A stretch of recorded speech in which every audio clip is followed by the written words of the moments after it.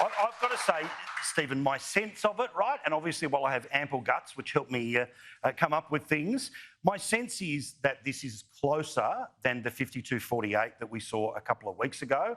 I'm not sure if it's 51-49 right now because of sample size, and we'll bore everyone with that.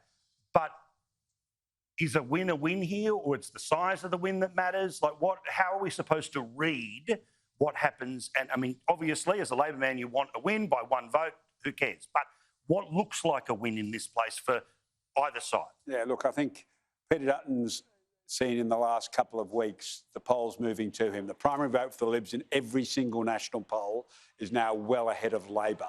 And that will give Peter Dutton a lot of heart for this contest.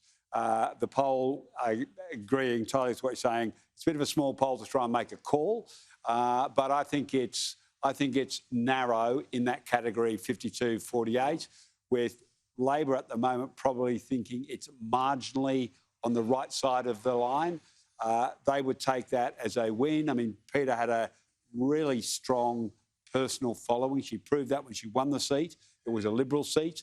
It's never been easy to win this seat. Dunkley is one we've chased for years and years and years. And Peter was a fantastic candidate. It's a tragedy where it is. So I think that takes, that personal vote of Peter's is hard to transfer.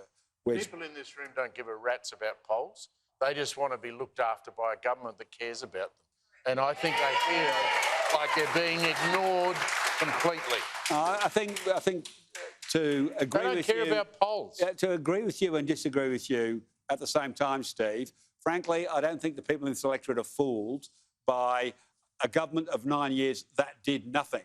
It supported the tax cuts. It's not putting forward a petrol tax cut. It's not putting forward any solution to any of their problems. It's just saying protest, OK? And that's fair enough. I'm not being critical of that. But it has no solid policies. It is put on the table to say, you're all going to be better off. But sadly, the people in this room also had to put up with Dan Andrews for the last year.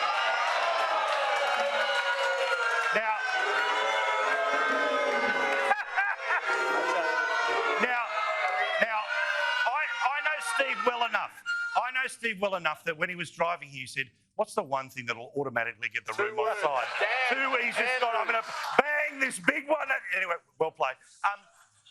Rita, again. Should we ask Steve, who's a very keen golfer, what are the chances of Dan getting membership at any Peninsula golf course? None and zero.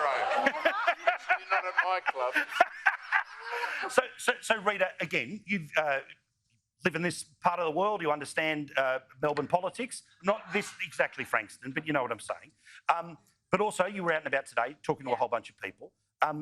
The reality of politics is that as hardcore as we all are, and we all know how many grains of sand there are on the beach, it's compulsory voting, which is why FM radio appearances are also damn important. But also, it goes back to where I started the show.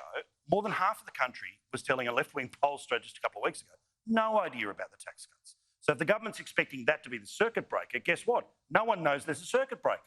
No, and this room is very politically engaged. They know the issues. They know what they think.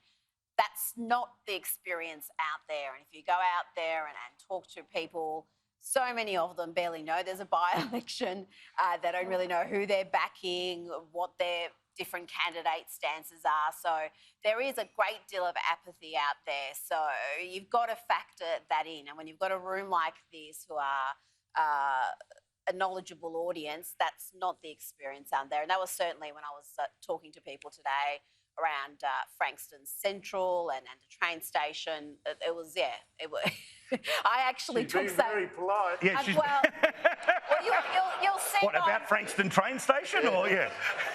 You'll see... She didn't come here on the train, all right? We all know the Persian princess was carried here in a chariot of her own, and I was one of... Train wasn't even running today. Yeah.